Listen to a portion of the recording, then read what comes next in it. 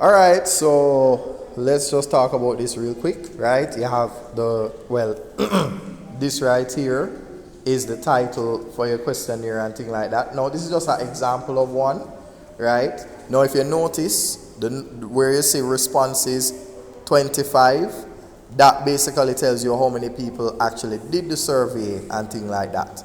So you would actually select that tab so that you can, so this is just an example, right?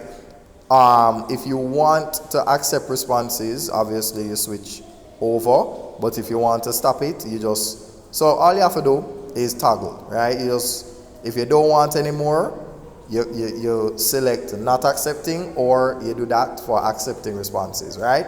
So we wanted to close off at 25, so we close off at 25.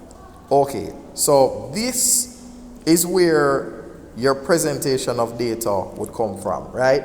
So you would probably take your screenshots of these, and then of course this would be a presentation of data, right? So you have your bar charts right here, right? You have your pie charts here, and of course each number tells you something different about how many people selected what, right? So this is where the bulk of your information will be coming from. Now back to the questions now. So if you notice, this would be so this is question 1, question 2, 3, 4, 5, 6, 7, 8, 9, right? So each of these questions basically tell you something about what you're looking for, right? And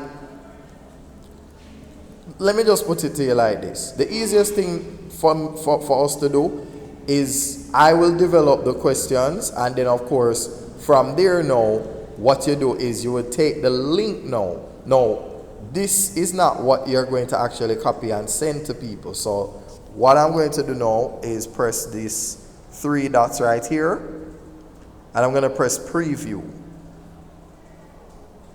Oh, right, okay. Let me go back. So let's try that again. Right. So this is where this link right here, if you do this, that is not what I was hoping to see. But it's supposed to end with /view form, right? So all you do, you press that, link copied, and then of course that is what is sent to people on WhatsApp, right? So this is just an example of how we would use the Google form to collect information for our questionnaire, right? So that's it, right? I will give you other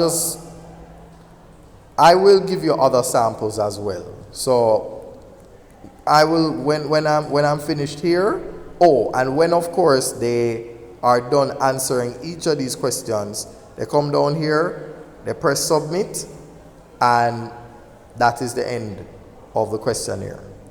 All right, so in a little bit we will look through another sample similar to this.